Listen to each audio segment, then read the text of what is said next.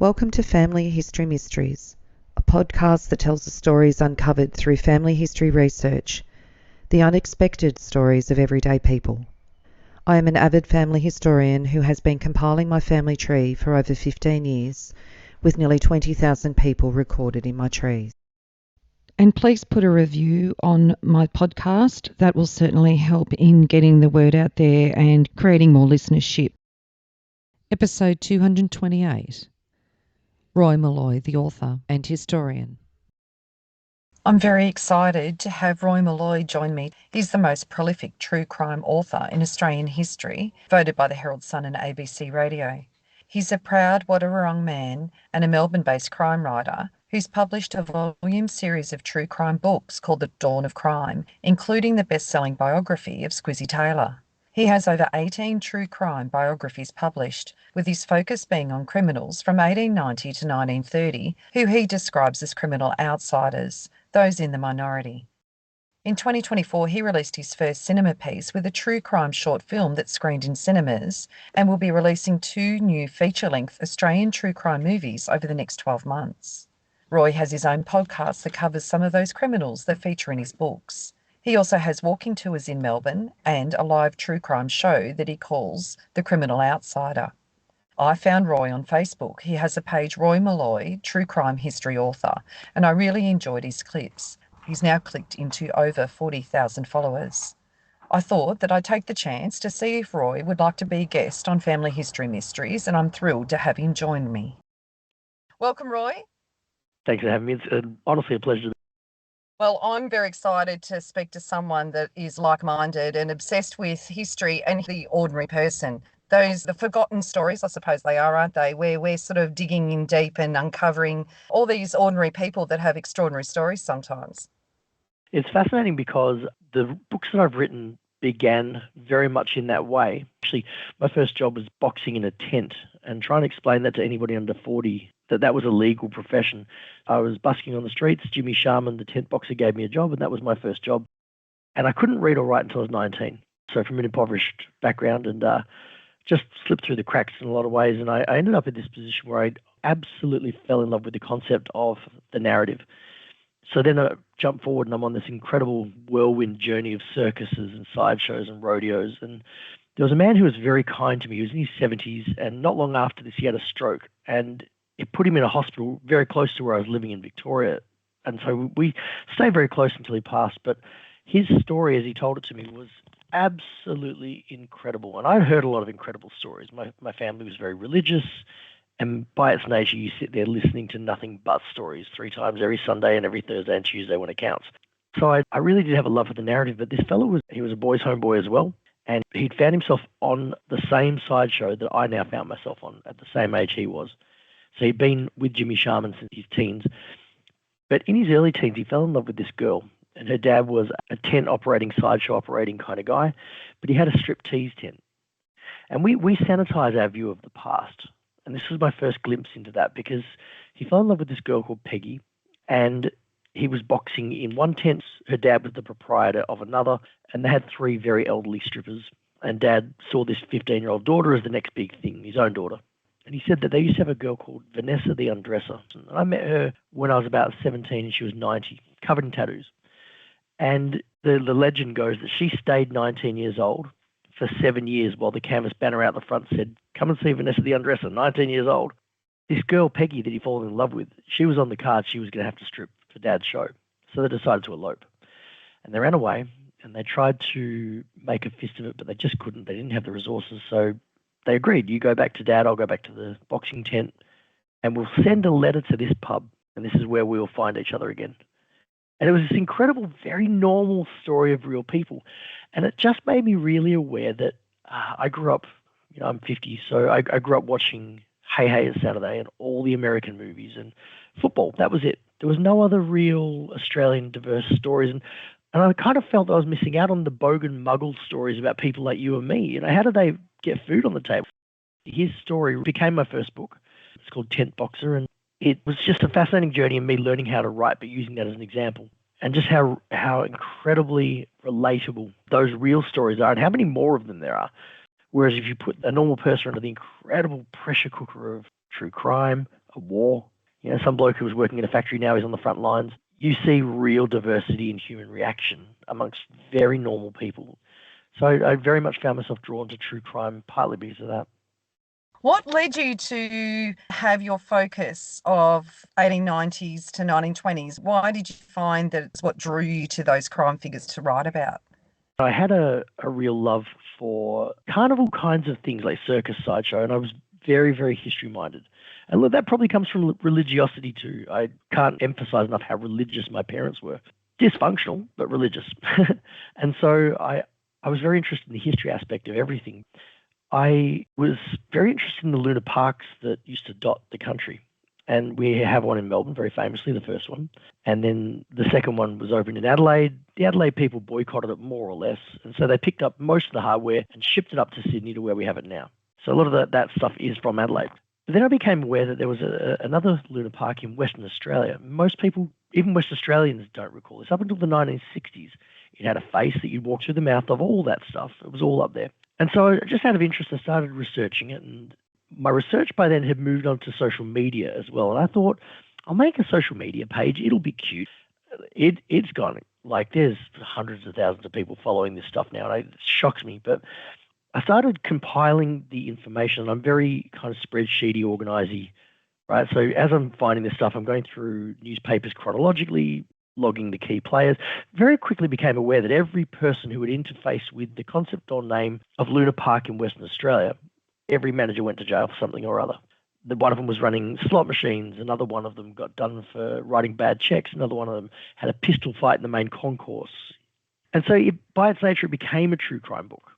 I don't know that I was very well equipped for true crime, although I'd been interested in history. So then I spent a long time focusing on the true crime aspect of what Australia was. And it kind of coincided with me taking a job. So I'm a military chaplain by trade. I have 2 theology degrees. I was very religious like my parents, no longer am. But in that phase, I was trained in military stuff. And so I kind of did have a little bit of a bearing of the structure of law, more than just a person who asks a policeman for help, right? I took a job off the back of that training in maximum security jails. I was the Aboriginal liaison in max security for a number of years, and that really puts you up against the cold, hard face of reality. And so working with a minority group in jails, and when I say minority group, the Aboriginal population in jail is fascinating because it makes up of anything between about 14 to 21%, depending on the time of year, of the prisoners will be Aboriginal. In Victoria, only 1.5% of the population are Aboriginal, right? Wow. So there's a massively disproportionate number of the Aboriginal community going to jail. So look, in that respect, I found myself with a minority group who were fascinating. As I worked with them, I realized that all the stories they told were different to the main cohort of prisoners. So the main cohort tends to be white, Anglo-Saxon background, heterosexual, violent offending, male, 18 to 35 years old. That's just a typical crook.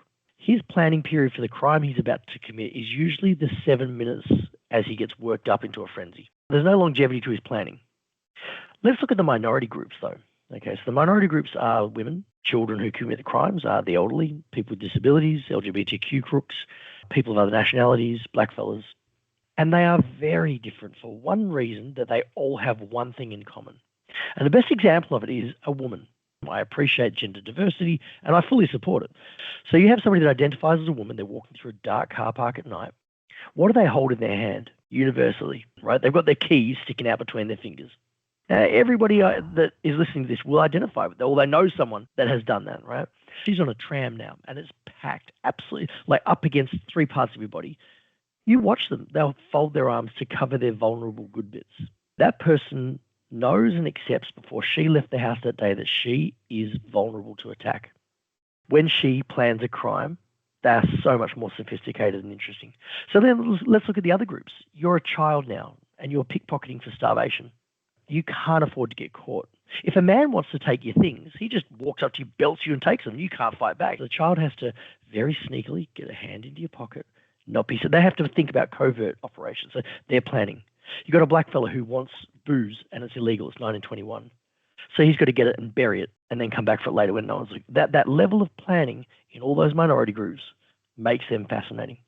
So then the time period that I work between is relevant to this because there's a sweet spot between 1890 to 1930 when police become police, because before the 1890s, they're more like a military, like a civilian military. They exist as police, but they are like security guards. And if they don't catch you doing it, there's no forensics, eyewitness only. So before 1890, really it is very still wild, wild west. It's bush rangers. It's no forensics. By 1890, they can see Federation on the horizon. We start to see things like the advent of gas for lighting and then electricity for lighting. We see plumbing. We see paved roads, right? We see real modernity as we know it start to become. So I can relate more to that. I can't really live the context to write good biography about people in a context I don't know anything about, and that's bushrangers, right? So 1890, it becomes like us. And then after 1930, we seem to hit a period where the lessons from the First World War are becoming replayed in the lead up to World War II, and they're starting to learn we need forensics. In the absence of CCTV, DNA, and fingerprint technology, you could follow someone down a laneway, and the policeman could watch two of you enter the laneway. I could come out with blood all over me holding a razor. You could come out with great big gash marks. If you didn't say he did it, and the policeman didn't see me do it, all I'd have to do is stand in the docks at the court and say, no, I didn't. And the whole onus is then on the policeman to prove you did with no evidence at all. So it's a cat and mouse game between 1890 to 1930 where the crooks know this. Now, the functionality of a policeman in that time is pretty significant because they work on a beat. They don't have walkie-talkies. They don't have telephones. So the police walk on a 6 to 8 block beat, and that means they walk one direction and always the same direction. If they vary from it, they get fined. So they'll walk in the same direction round and round this 6 to 8 blocks with a whistle. So if somebody comes running into the street because somebody's broke into their house or he hits her and she comes running out, police, they'll hear it. There's not as much noise pollution. So they'll hear it. They'll come running. They'll find it. The policeman, as he's going, will blow his whistle, and the next copper on the next beat will come and he'll blow his whistle, and you get this chain reaction. That's the functionality. But what it also serves to do is the crooks watch the policeman literally walk past, and then they go, right, he's gone, let's go. So the police are incredibly disadvantaged. And then you get organised criminals, far more of them, because it's hard to be an organised criminal when the police are effective. We tend to see a situation play out from 1893 onwards. Now, 1893, we get this global economic crash, and it makes the people who are already poor so deplorably poor that they're having one meal a day. So women find themselves particularly vulnerable. They're doing things they would never in a million years have done 10 years earlier. And then we get a shortage of jobs up to 1895. And then 2 years later, by the middle of the 1890s, we see a really large number of young men who would normally be working just hanging around street corners. And there are two factors that are socially acceptable that we have lost track of a little bit. One of them is drinking. Everybody drunk. And it was often because it was cleaner than the water available. It's also, we've got a large English and Irish population. The women inherit this knowledge culturally of how to make beer, and it just is there. It's like some people eat bread with every meal. They just have never questioned it. So beer exists. But they start making it real cheap because this depression means all they buy now is barley or wheat. So they're making it at home, probably much stronger alcohol quantity now. Our king sport that particularly the young men were all trying to emulate was boxing. And that went all the way through to the 1970s. Right? So we get this culture of violence at home, drinking at home, emulating your heroes, and violence is accepted in all forms. So then when you get a gang of young men and they're out of work, they start forming the first phase of Australia's semi-organised crimes. Outside of the convict era, where we get a bit of it, we start to see the first formation of organised criminals. What's an organised criminal? They don't need to have a really great lucrative outcome. They just need to be working with a sense of organisation to break the law. And that's a gang. The first time we really see them emerge is in 1895, and they're called push gangs in this time and period. And a push gang is called that because by their nature, they'll hang around a very local area. Remember this, anywhere you go, you are walking there. So they don't go far. They're very territorial. And they have four things going for them. Highly territorial. It's usually around a street or a pub. In Victoria, I'll meet you under the clocks at Flinders Street train station. You have a territorial landmark. So it's usually a pub for them. So they hang around, and we end up with seeing them name themselves these very creative names that often link to what they are. So they have an identity. So then we get the Irish Town Push, for example.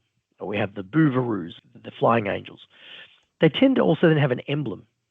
And so the Irish Town Push, they have a shamrock, and then you have leadership. So these guys were very, very fiercely hierarchical, and they would kill each other for leadership. They didn't just fight other people, they fought each other. And so then we end up seeing this emergence of this push gangs, and they're called push gangs because as a pedestrian, you're walking through this area, you walk through a group of 25 young men and women, usually not older than 25 years old, right? Sometimes we see them in numbers up to 200. So they're not mucking around. And you walk in the middle of them, and one of them will push you. So you turn around to see who pushed you, another one pushes you, and they push you until you hit the ground, they kick you, and they take everything from your pockets. By their very virtue of their name, they are a push gang. Remember, I worked in max security jails with some of the most violent offenders in Australian history. I will say that the most bloodthirsty gang I've ever researched, including today's bikies, was a gang in the 1890s called the Crutchy Push. And their name is fascinating because it does pertain to crutches, the kind you use when you break your ankle, right? I was researching them earlier in my career, and the name came up a few times. I was probably more interested in the 1920s stuff, so I hadn't really understood what push gangs were. So I'm kind of feeling my way forwards. And this name came up, the Crutchy Push. And the way the newspapers are talking about it, these guys were local terrorists. They genuinely terrorized North Melbourne and Melbourne for a decade. And they had some connection to crutches.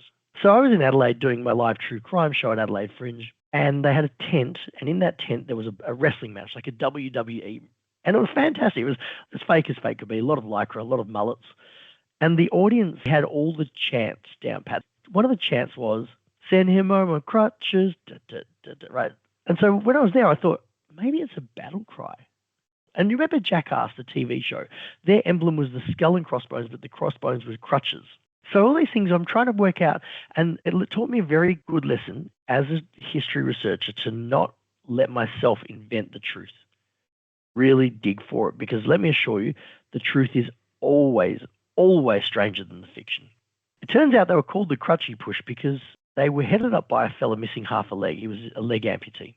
And he didn't have the two beam kinds of crutches we use now where you have a piece for your hand. They're a World War I invention 20 years later. What he had was, it's like a straight beam with a little top that's a T, goes under his arm. But I don't believe he used it under his arm. I believe he used it like a ski pole and hopped. But he was so proficient at hopping that there's a couple of occasions where he outruns police with two legs. Right?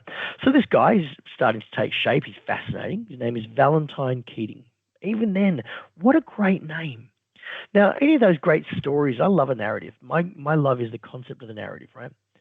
In every great narrative, what makes it isn't always the good guy. It's having an adequately evil bad guy, right?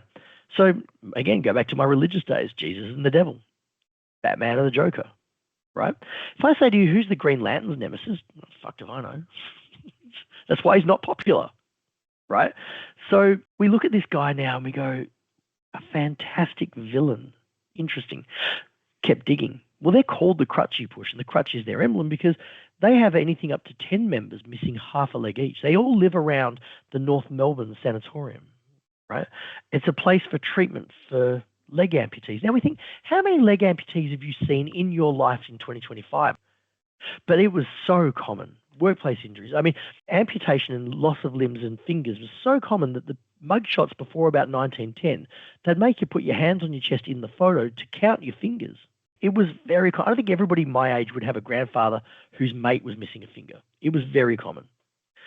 So we've got this situation where I start to unpack in the biography where theoretically some of these guys did or might have lost their limbs. For Valentine Keating, I think he was cutting stone as a child in a stone quarry, and then it's a pretty slippery slope to understand he lost a leg when some falling rock hits him. Another one of them has probably polio. He's got a withered leg. We end up with one guy gravitating to the group who's missing half an arm, and he ties a brick into his sleeve that he swings around his head like a mace. And I mean, you can't make this stuff up. So we skip forward then, right? The police need to shut down the push gangs. And chronologically, I'm now sitting in 1895, as I said. Just going to jump you forward to now Federation. It's the turn of the century. And the police are absolutely over these guys. They are proper terrorists. They make life a misery for shopkeepers. They tear up pubs if they don't get free drinks. So we end up with this situation where the police are also as barbaric. So Valentine Keating is a good example. They have a unique trick, actually. They're the only example of making a sling unlike any other slingshot I've ever seen. It's not the David and Goliath 2 bits of leather sling. They put a stone inside their handkerchief that they use as a striking implement. Right, so we see these fascinating little quirks. But on one occasion, the police bust into his house and they use their handcuffs as a knuckle duster, and they smash him in the face so severely, all of his photos had this enormous pronounced scar down his forehead, and he spends 11 days in police hospital. In the court, the judge doesn't address that at all. He says, oh, well, I'll just reduce your sentence a little bit because, well, they gave you, there's no such thing as real justice. They shut the push gangs down around 1900.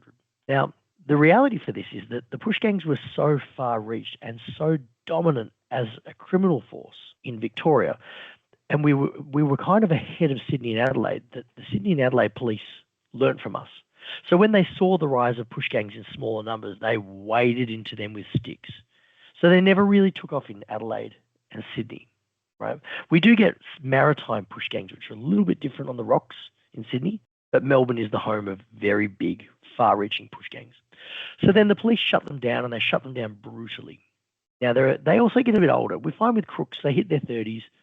You don't fare so well in jail after your 30s, right? And on the streets as well, you get stood over. So we see a couple of things happen. The attrition takes place. And by about 1901, 2, 3, they're all in jail, or they're dead, or they've just given up. And it leaves this vacuum because all the men were in push gangs. So what do we end up with when all the men are now no longer involved in crime? We see this fascinating time and period, that first decade of 1900, when women step in. Where there is gain and an opportunity, a smart person will grab it, particularly if you're poor. In popular culture, most people have seen Underbelly Razor with Tilly Devine, Kate Lee. When I present this kind of live show information, people very quickly say, oh, well, you'd study Kate Lee and Tilly Devine. Look, I am familiar with them, very familiar. I wrote the biography of Norman Bruin, who is the Razor Gang architect. And we kick off there in 1927. When he's in Sydney, Tilly Devine's in jail. He never meets her. She's out of jail for about 3 weeks before he dies. Kate Lee is a bottom feeder. She doesn't emerge for another 3 or 4 years. So really, they do push in towards World War II, much further down the track. So if we stay with this narrative, it's 1907. We see the rise of 3 fascinating women. One of them is Dolly Gray. Now, Dolly Gray becomes the first wife of Squizzy Taylor. Now, as a child, and I was watching television with my dad, and a piece came on about Al Capone. And look, Al Capone's an interesting name. Like, it catches your attention. But my dad said, oh, yeah, we had a guy here in Australia called Squizzy Taylor who was very similar. Now, that name, if you've never come across the name Squizzy Taylor before, it has this dark pantomime feel, doesn't it? So my name is Roy Maloy, and you never forget that, right? You've got Ronald McDonald, Evel Knievel, Roy Maloy. But Squizzy Taylor has that ring, and you don't forget it. And after I taught myself to read, I was in my 20s, I went to a bookshop, and I wanted to find a book on Squizzy Taylor. Now, there actually had been one. There was one biography written. It was written in 1972. The author who wrote it wrote a tremendous amount of biographies of predominantly sportsmen and politicians. But he did write the biography of Squizzy Taylor, but he was relying on microfiche in the 70s. If you're not familiar with microfiche, it's a microscopic photo of a page of a newspaper. And you have to use a teleprompter to inflate it to readable size. And it's manual, and it's very cumbersome, very time-consuming. Probably twice as time-consuming as grabbing the paper. So he was very limited to what he could find, the time it would take to capture all the data about Squizzy Taylor from newspapers. When I say that there's only ever been one book written about Squizzy Taylor before I wrote the biography, there's a reason. In my experience in jails and as a historian, I've realized that most famous crooks have a career that includes anywhere between 6 to 10 big crimes. And I'll use Ned Kelly as an example. So with Ned Kelly, we get a police shooting. They go on the run. They hold up a bank. They write a famous letter. They try to derail a train full of police. There's the last stand at Glenrowan, and then they hang him. When we look at someone like Squizzy Taylor, he's very unique in the face of crime because he commits something in the vicinity of about 280 crimes, that size or bigger. He wakes up every morning in this manic kind of, today, I will take over the world. And his crimes aren't small. They are truly big. They're ambitious. They're well planned. He has risk mitigation. He has damage control. He has bribery. He has all these incredible hallmarks. So I start researching him, because I'd heard my dad say his name. I realised there was no adequate biography. But when I kept researching Squizzy in his earliest days, it was one of those moments where all signposts led back to his wife, Dolly Gray. In the land of Narnia, he becomes the lamppost, the centre of the universe, to all of Australia's true crime between about 1905 to 1927 when he's shot dead. Every biography I've ever written, all roads lead back to Squizzy Taylor.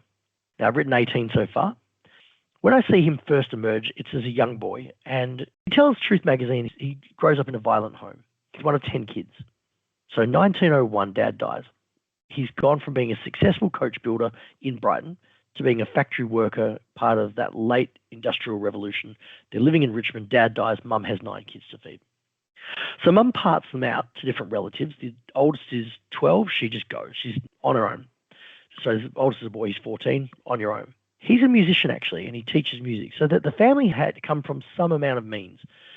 Then we move down through the line. The third kid is a kid called Claude, and Claude is a psychopath. Let me qualify that. He hurts people. He does it at every opportunity, and he thoroughly enjoys it. Squizzy and Claude, I believe, end up in the Bayswater Salvation Army Boys' Home, which has had royal commissions into the systematic child abuse that went on there. I worked for the Salvation Army in senior leadership for 7 years, and I asked in that time, can I see the records? I'm researching a book. And the attitude was, we will never, ever make those names known. Do with that what you like. But if you want to know what will make somebody a psychopath, that's a pretty strong contender right there, right? So we see Claude and Squizzy separated. They have a third brother, Stan, and Stan gets farmed out to an auntie and uncle, mum's sister and brother-in-law in Ballarat. In that house, Stan sees the brother-in-law shoot the mum dead at the age of 9. So all these kids go through these horrendous circumstances. Now, interestingly, there's a sister, Gladys, and Gladys becomes the first woman to ever graduate as a lawyer at Melbourne Uni. Isn't that fascinating? Now, finally, in this little gaggle of kids, there's 3 younger brothers, and I've never, ever been able to find a single detail about any of them, which, as a researcher, is wild. Only once does one show up in a naming title of a house. That's it. I believe they probably changed their names mortified by the Taylor name, right?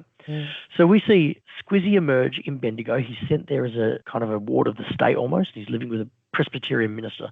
So this kid goes to live with the church minister and 3 other orphans, and it would have been horrendous for him. Absolutely horrendous. But we also see him in that time in a poetry reading competition, playing the parts of pantomime characters. He's theatrical from a very early age. So then we see him emerge as a street kid wearing rags and committing low-level crimes, but he's only 5'2" and built like a little bird. He is a tiny little kid. But that's not unusual because that famine I keep talking about, 1893, people are so poor, they starve. They literally starve. So by 1920, you get to look around and see the short people as the poor people in the Depression, and the tall people aren't. So the current day of the Taylor family, his descendants, the descendants of his siblings, they're all 6'2". Genetically, that family was very tall. That you starve them, they end up 5'2". His dad was from Bendigo. His grandfather was a policeman in Bendigo when it was Sandhurst. We get Squizzy Taylor in Bendigo, and he's a pickpocket. Squizzy Taylor was a god-level pickpocket. We think Fagin from Oliver Twist, right? And we also see him in periods of his career where he's actually very lucrative. He's really got means, but he still pickpockets. He thoroughly must enjoy it. But inevitably, they catch him because he's got no risk mitigation. He's got no, he takes risks. He's not a good planner. And then he seems to meet this woman. Now, Dolly Gray is 6 years older than him. So you've got a 17-year-old Squizzy Taylor out in his ear because the second they're 16, they're out from the orphanage. Now, Dolly Gray is a fascinating character. She's one of these 3 women, these central women who become Melbourne's crime bosses. Dolly Gray is raised in Albert Park. That footprint was hovels and shanty huts that were known as the Narrows. And they got rid of them in the 60s because they were so impossibly unsightly. So she grows up in pretty hard circumstances. And at 15, we see her prostituting herself and running away from home with another girl and ending up in places like Warrnambool on the train with fully adult men. But when we see her emerge for the first time really as an adult, she's in her 20s and she owns, not leases, she owns a double-story brothel in Bendigo. And she's earned that money through the sale of human body and sly grog. So she's systematic. She's able to do it on very big scale. She's a mover and a shaker, but by her virtue of her being female, we go back to what I said at the beginning. She is vulnerable to the bear. Doesn't matter how many guns she carries, and we know she carries guns, but she is still vulnerable to some idiot who decides he'll stand over her. The one thing that separates female criminals from men is that physical vulnerability and threat of a particular kind of assault that women suffer that men don't. So when Dolly Gray is setting up her operation, it couldn't have been very long before she realized she needed goons around her, guys who would protect her. And it's probably easier to be romantically involved with one. So she finds this kid, Squizzy. Now, Squizzy, like I said, he's manic. This guy is able to commit to the bit. He's able to do a lot of work, moment's notice, pulls out a gun, lunatic with a gun. So the first time we see them together, they're in the lounge room of her brothel in Bull Street in Bendigo. And the police kick the door down because 2 days earlier, it's the Bendigo Cup, and there's a building in town, and it used to be the police lockup. So Squizzy would be pretty familiar with this building. And it's become a printing press, but some fool has said to Squizzy at some point, you know they've got gold gilding in that safe. He knows where the safe is. He knows the inside of the building. So Squizzy and some mates gel ignite, blow out the window, the wall. They rob the safe, and they get away with wasn't a lot, it's about £12 worth of gold. So the police kick the door down of Dolly Gray's house, and when we see who's in the house, this becomes a theme throughout all of my works. Who's together? Who are you with? Because we get to see guys change sides, we get to see them change factions. So we see Squizzy Taylor in the company of a guy called Ramage. Ramage is one of the most violent criminals in Australian history. He had a mate called Buck. Buck and Ramage. I think great names. Buck and Ramage would get drunk, and they would literally just walk the streets looking for a policeman on his beat and try and kill him. That was their sport. We see Buck. We see him with an all-star cast of the filth of Melbourne and Dolly Gray and two of her call girls. When the police arrest her, she's clicking her tongue, is one of the expressions the newspapers use. She opens the door, clicks her tongue, and says, what do you want? She's wearing a kimono, nothing else. She's got a Garda gun, like a single-shot Gatling in a Garda on her hip. Like, it's Hollywood stuff. So this is the first time we see Squizzy Taylor, and the first time they use the name Squizzy Taylor in the media, but they call her Dolly Gray. Now, I wrote the biography of Dolly Gray after I published the biography of Squizzy.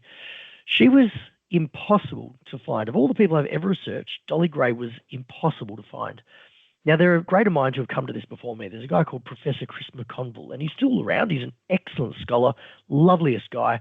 And I approached him. He's been working on this stuff for years. And I said, is Dolly Gray an alias? And he said, mate, that's the golden question. None of us have been able to work that out. I did find a newspaper article, and the judge says to her, you've been caught selling alcohol and prostituting. The last time you were here, you were called Haynes. I've got a last name now. I realised very quickly that Dolly Gray was Squizzy Taylor. She was the reason this lunatic became trained. She pushed him to bigger gains. She pushed him to have goals, ambitions. He was a great pickpocket, but there were millions of them. She is what became Squizzy Taylor because she's vulnerable, because she plans, because she's a woman. Right.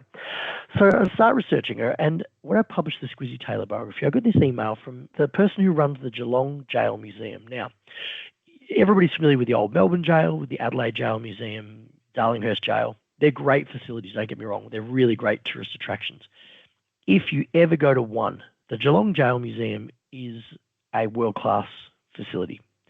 They are a museum and they're run by actual historians, right? They are actively working on scholarshiping academic pieces and collections. And so this lady, Deb Robinson, she reached out and she said, hey, look, I run this thing. Could you bring me up 2 boxes of Squizzy to sell in the bookshop? I said, yeah, great. She said, would you come up? I'd like to meet you. No problem. So I went up. She's about my age. I'm 50. And I went up and Deb's in a wheelchair. She's the most charming person you'll ever meet. And she said, let me show you around. So she showed me around. Now, I don't know if you're familiar with this, and anybody who's ever researched anything will quickly realize in history research, there are a lot of gatekeepers. And I want to call anybody listening, I want to call you out.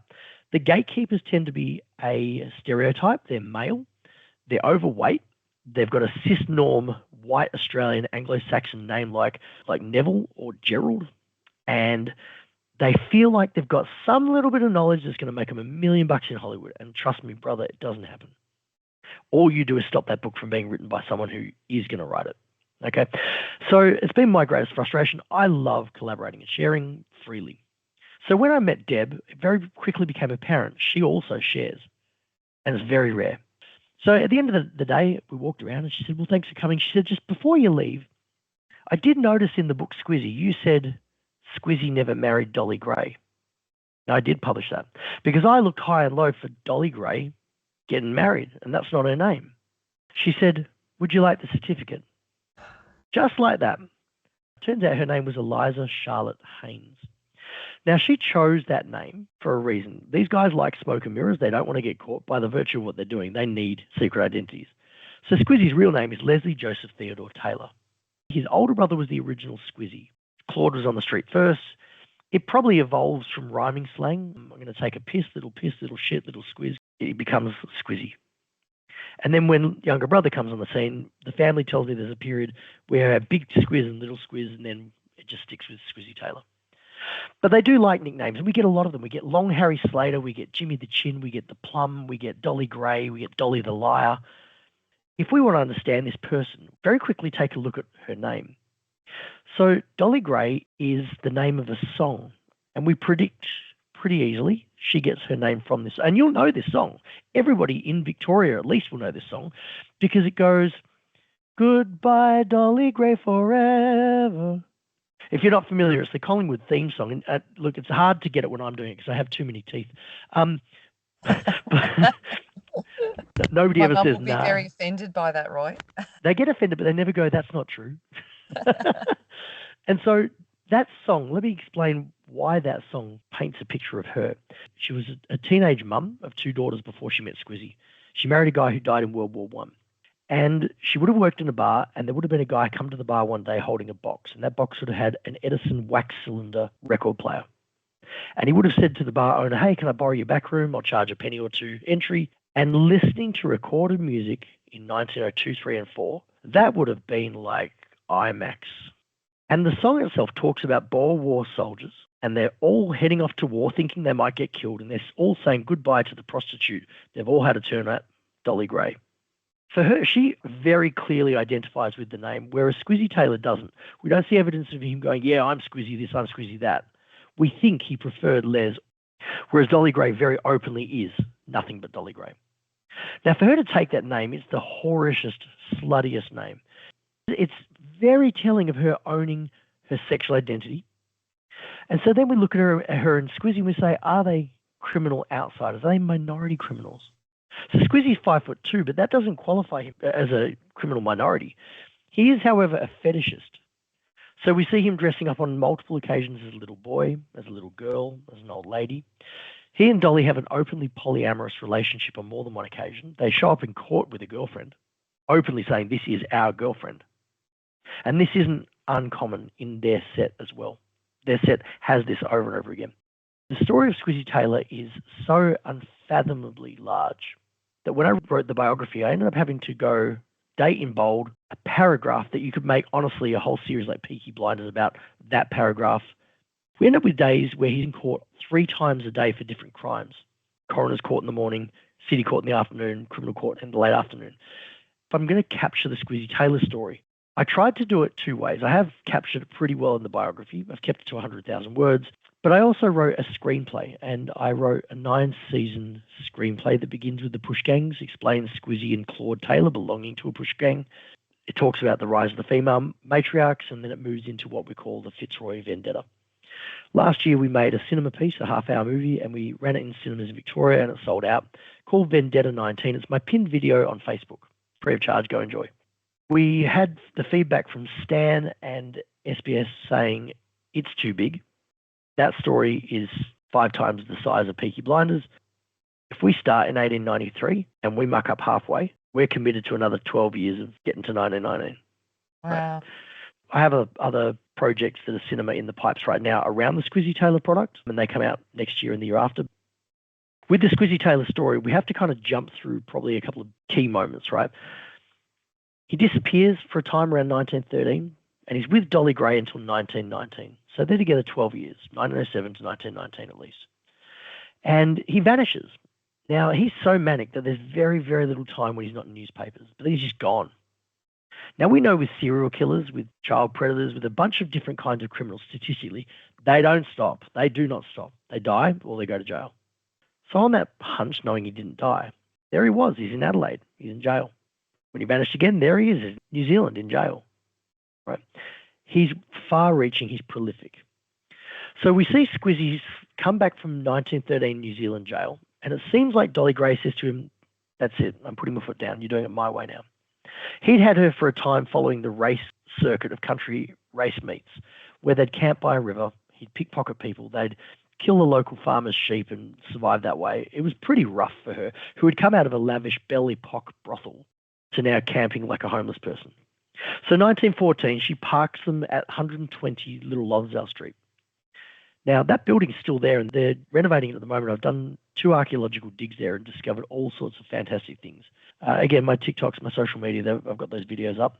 And 1914, we see her there. And during that time, up till 1919, we see Squizzy in and out of jail a lot, but we watch his career change. He's in and out of jail for, first of all, pickpocketing, low-level stuff, but then we see him do something fascinating. He starts to teach other street criminals how to pickpocket. We see him literally running a school of pickpocketing, and they get busted on 2 occasions. Who bails them out? Dolly Gray. 120 Little Lonsdale is about a block and a half from the Melbourne jail. It's pretty convenient for visiting days. But we see Dolly Gray hold the fort. She's got 2 tween-age daughters. And Squizzy's psychopathic brother, Claude, is living there as well with his wife, Esther Taylor. Esther is a whole nother can of worms. She's a fascinating high-end prostitute, and when she drinks, she goes into psychosis and changes name to Tiber Marks, and she fights men. She ends her relationship with Claude by shooting him in the penis. I'm not making this shit up. But in that time, we see Dolly Gray. On one occasion, there's a gunfight. 5 bullets are shot, and she's grazed under her earlobe like Donald Trump. So we know that this is a rough time and place in the world, but she is holding her own. Now let's park her there. It's 1918. It's the year before the Fitzroy Vendetta. Dolly Gray has been pushing Squizzy to do things like start teaching others to pickpocket and take a skim off the top.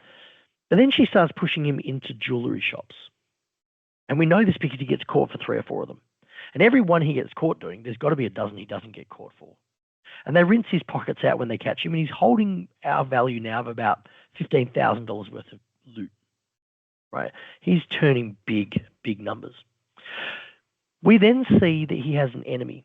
This is such a gold mine for people and their backstories, who sometimes their children are still alive.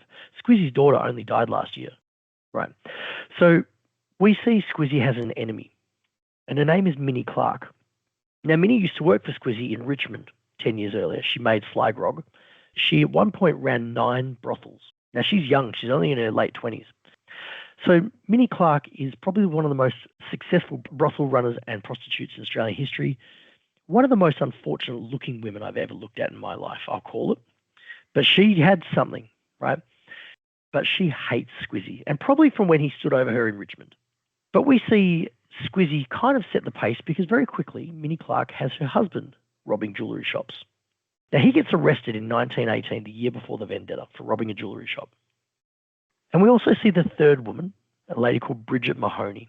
Her industry isn't brothels like Minnie Clark. It's not probably high-end brothels like Dolly Gray.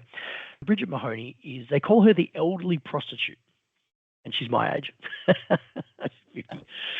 But she runs a number of brothels, but she makes commercial grade and level of beer, Irish ale. She supplies all of Richmond, all of Carlton. She's a high-end operator. She's got 5 kids. They're teenage boys. So there's part of the workforce.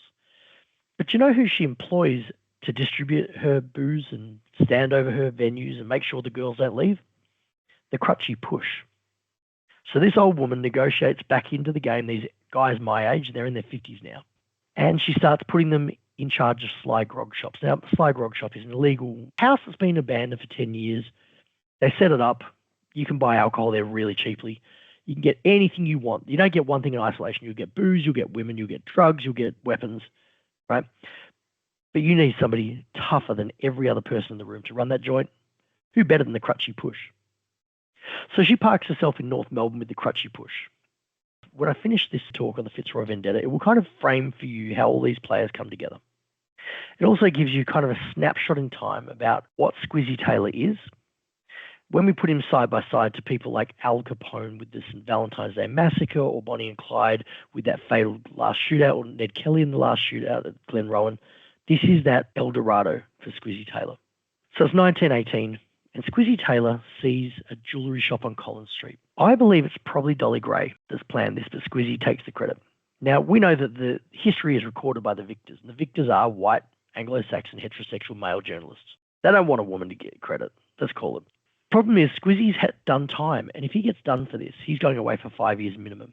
So he can't be the one to do the crime. He needs to organise the crime. And again, this is Dolly Gray. So he goes up to Fitzroy, and Fitzroy is the epicentre of crime. It's a place police cannot get. They've shut down all the push gangs, and it really did push the crime to one spot, and that's Fitzroy. And there's one guy running all of Fitzroy in 1918, and he was a welterweight boxing champion of Australia twice. Go back to the beginning where I said boxing was the king's sport. This guy is an actual, proper A-grade celebrity. People used to pay to watch him train at the stadium. So when Ted Whiting, and I'm just going to call him the boxer, when the boxer finished his stellar sporting career, he more or less looks around and says, the world's my oyster, I want to be a standover man. And that's what he does. He goes back to Fitzroy where he was born, and him and his brother Bunny, B-U-N-N-Y, like a rabbit, Bunny Whiting, they rule Fitzroy with the crutchy push and the elderly prostitute Bridget Mahoney. They don't need anything. They've got a whole ecosystem. She makes the booze, crutchy push enforce it. They've got prostitution under Minnie Clark, who's a part of this. They've got everything. So when Squizzy Taylor needs a second crook to rob the bank, he's got a mate. I need two guys. Squizzy's got a mate. He needs a second crook from another gang. He can't use two of his own guys because they will take the loot, look at each other and go, let's not give this to Squizzy. We've done the work. Let's go. So Squizzy needs two guys who don't know each other to rob the jewellery shop. So he heads up to Fitzroy and he finds the boxer. And he says, hey, I want you to give me one of your guys to rob a jewellery shop. I'll go you 50-50 on the loot. Remember that point. The dividend is going to be 50-50. It comes back into this story. So the boxer says, thank you anyway. I've got prostitution and beer as my money. I don't need jewellery shops. So Squizzy leaves him, goes to the nearest police station and says to the police, do you want to know where all the beer's coming from? And he dobs in the elderly prostitute. So she goes to jail for 18 months. When that happened, the boxer realised he now didn't have money. The booze had all dried up. So he was sending his goons out to rob grocery shops for bottles of wine and things, right? It wasn't sustainable. So he went to Squizzy. He said, all right, let's do this job. He didn't know Squizzy had dobbed her in, right? So he said, all right, I'll provide you a guy. Your guy, my guy, they'll rob the jewellery shop. So they do. And look, it goes off without a hitch. They make out with 152 gold and diamond rings worth about $500,000 in our money. It's a Louvre-style job, right? Squizzy has given part of the proceeds to the boxer, and he's kept part. And Squizzy has a business partner I haven't touched on. And he's walking down the street one day. The police arrest him, and in his pocket is a handkerchief with a bundle of rings. And the hallmark inside them is Kirkpatrick's jewellery shop. This is the loot. So the police count the rings they've just found, and they publish in the newspapers how many rings they've found. And it's more than 50% of the rings. So the boxer very instantly realises, I've been screwed over. He gave me less than half. And it kind of simmers down. So it's January 1919. There's very few violent crimes now.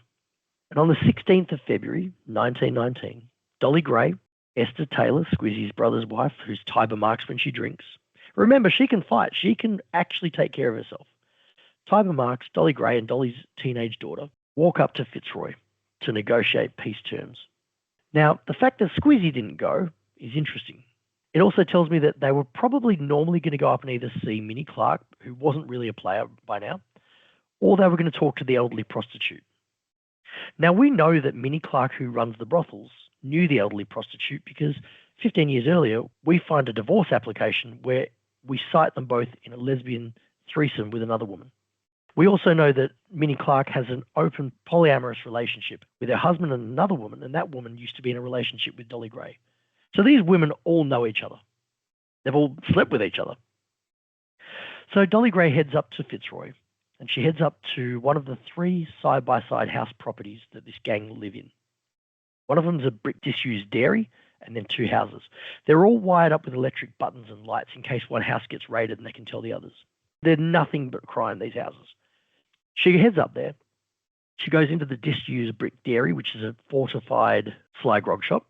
And that's when the boxer proceeds to drug, and every man in the venue, including customers, violates those 3 women. She comes to, and the first thing she realizes is the rings on her hands are gone. She's groggy. She's been absolutely horrifically violated, but the first point of action is, where are my clothes, where are my rings? And he says, laughing, for another consideration, I'll give them back to you. This never sits comfortably with me. It haunts me, actually. These three women drag themselves naked through the night from Fitzroy back down to 120 Little Lonsdale Street. Now, we're looking at two guys, Squizzy and more so Claude. These guys are teetering on batshit crazy on a good day. Now, imagine that moment. It's the 17th of February. They get a knock at the door. They open the door to see their wives and daughter. It begins a year-long bloodbath called the Fitzroy Vendetta. The first bullet we see fired is fired into the chest of a customer in Minnie Clark's brothel by Snowy Cutmore. The last bullet we see is fired by Squizzy Taylor into Minnie Clark's forehead. She lives, spoiler alert. But in that time period, we watch the reshuffling of Australia's criminal landscape in the 1920s, in some ways instantly, but then slowly erodes and replaces every woman with a man. Because when it comes to that horrific singular act that men can do, it becomes too high stakes. So then after 1919, we no longer see female matriarchs until really Kate Leigh and Tilly Devine 12 years later. And again, there's even a different context to that because it's a different world by then as we head towards World War II. So the book of Squizzy Taylor, really what I've gotten up to here, only captures the first third of his story. And then the parallel books to that then branch off when we see Norman Bruin straight after that, 1920. He comes back from World War II and he's got gonorrhea, chlamydia and syphilis after going over the top in Gallipoli and Bordeaux. And he comes back shattered and the only job he can do is violence.